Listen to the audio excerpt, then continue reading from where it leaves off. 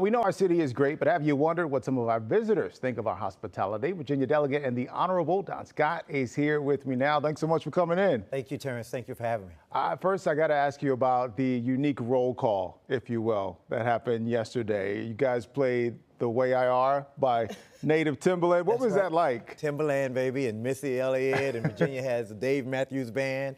We have everything. I mean, the contrast between what the Republicans did in their convention and the beautiful mosaic viewpoint of America through the Democratic National Convention couldn't be any greater. The contrast is so different, and it's so great to have a very creative spirit, young energy in the room for the Democratic National Convention. It looked like a lot of fun. Every age group there. Yeah, the DJ was spinning. He was on the ones and twos. DJ had a ball, yeah. You were elected as a delegate, correct? Walk me through that process. What is that like? I was elected in 2019 for the first time. Was sworn in January 2020. I represent a part of Virginia. That process was beautiful. I represent a beautiful area, a Navy town, a Coast Guard city, right on the water there in the beautiful Hampton Roads area, not far from Norfolk and Virginia Beach. And then, and I'm a former naval veteran, naval officer myself. Thank you for your service. Thank you, and you're welcome. And then I raised my right hand to swear in back then and to join the military. And so I raised my right hand again to serve in our Commonwealth of Virginia. And shortly thereafter, I was the minority leader. We had lost the majority. I became the minority leader in Virginia.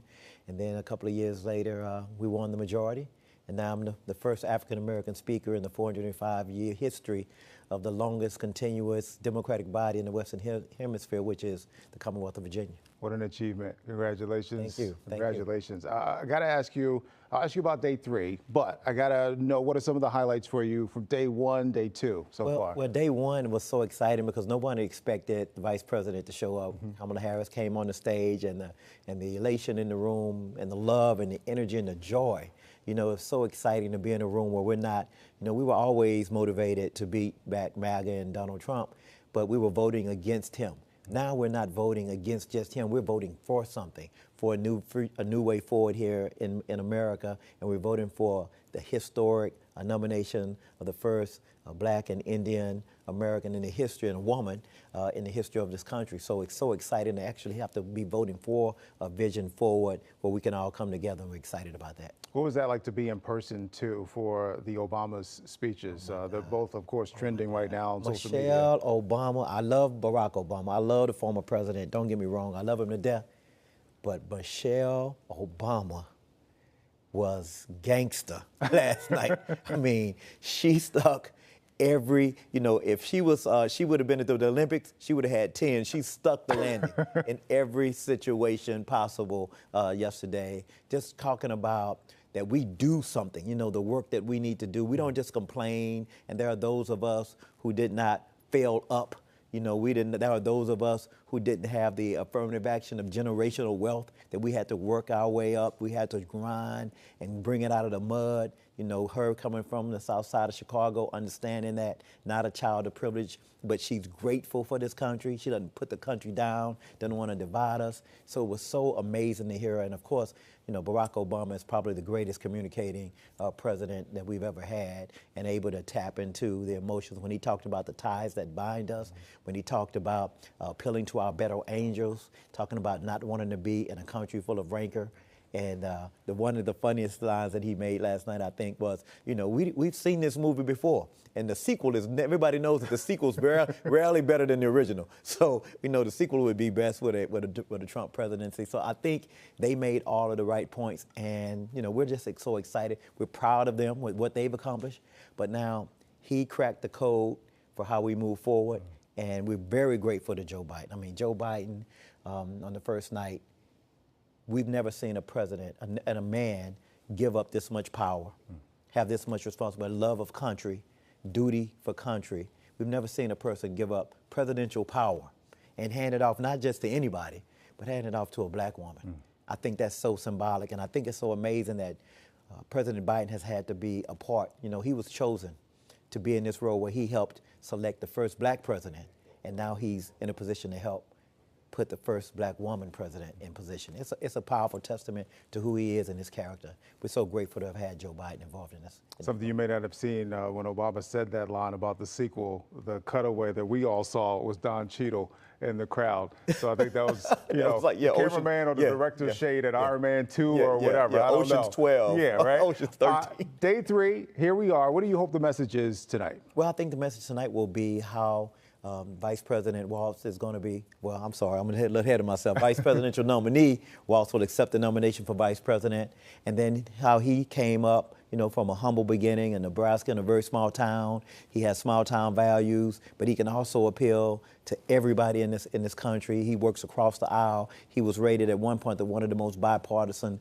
congresspeople ever before he went to Minnesota and won a Minnesota congressional district. That's a rural district. That was a Republican-held district for a long time. So he knows how to reach and speak to everybody around all of our economic needs. I think what's made him such a special person is that he knows how to speak and touch into some of the economic anxieties that regular, everyday folks are feeling, but he also knows that our strength is our diversity. He loves everybody, bringing everybody together, not trying to divide. It's easy for people to put everybody down, but it's a lot more difficult to lift everybody up. And I think that's what Tim Walz has done, Coach Walz has done in his entire career, and we're going to get to see that highlighted tonight. I'm also excited to see our former President Bill Clinton. He's going to speak tonight. I'm excited about him coming in. It's always good, to hear from the original professor, Bill Clinton, and I think he'll come in and talk about that. He always talked about how we can touch into folks, the economy, and he was known as a president that empathized with everyday people. And I think one of the main qualities of a great leader is the ability to empathize and touch with everybody. And so I'm so excited to see him coming in this evening as well. So I'm looking forward to getting there tonight and being excited. I know we're going to do a great job. Hopefully we'll get an encore from Lil Jon and we'll turn up again. We'll turn up for what? What? Again? Yeah. Yeah. You mentioned uplifting, and I hope that's the feeling all of our visitors have had as they've been going through Chicago. How have we done as hosts? Chicago, the people of Chicago, thank you, Chicago. Thank you, Chicago. You have been fantastic. The hospitality has been unmatched. I mean, everybody has been so friendly. It's a great town. I think they said Chicago is my kind of town. Yeah, Chicago is my kind of town. So this is a beautiful town. So. Anything you haven't done yet that you want to do before you leave town? Well, quietly, I'm gonna sneak over to the casino Friday morning. Okay. Don't tell nobody. I'll keep it quiet, and then I'm gonna shock my wife. We're gonna go, yeah, baby. We're gonna go on Lake Michigan and get lunch on the water. So I'm looking forward to doing that. Has Cousin Tasha made a home-cooked meal for you all yet? And I don't even know if Cousin Tasha can cook. I love it to death, but I don't even know if I don't think Cousin Tasha has ever cooked a home-cooked meal for us. Tasha is one of our fantastic producers here at Fox 32. She makes a mean pound cake. Okay, well, so, I'm going to try that pound cake out, Tasha, because she's never made no bacon and eggs or anything. She's never cooked anything. Tasha, get it together. What do you hope to take back with you to Virginia? Well, I think what we'll take back from here is the energy, the excitement, and the organization. This is not a convention where we're celebrating. This is a convention where we're organizing. We're getting the tools that we need to go back in each one of our communities and tell the story, because it's going to be up to each and every one of us to speak to our neighbors, speak to our friends, to get folks out. This election, Kamala Harris is the underdog in this race. And so she's going to have to go back and do the work. I feel comfortable where I am in Virginia that we're going to win Virginia again, keep Virginia blue. But we have to do the work. We take nothing for granted. We have to reach out to every demographic group. We have to reach out to everybody, because I think this presidency with the Harris-Walz ticket has something for everyone. And that's what I love about Democrats. We can have arguments. We can have debates within our coalition. But then we come together and we're going to do the right thing. We're not a cult. We're following a personality, a one-man show, a circus. We're following the leaders that we have and Harris and Walz, and they're listening. They're responding and listening to our lead. That's what was so great about Joe Biden. The Democratic Party listened to the voters, which is rare. Everybody was saying, okay, maybe Joe's not, and he listened. Imagine a politician actually listening to voters, and that's what he did. He stepped aside. I mean, his great quote was, he was too young when he became a United States Senator, and he was too old to stay as president for another term.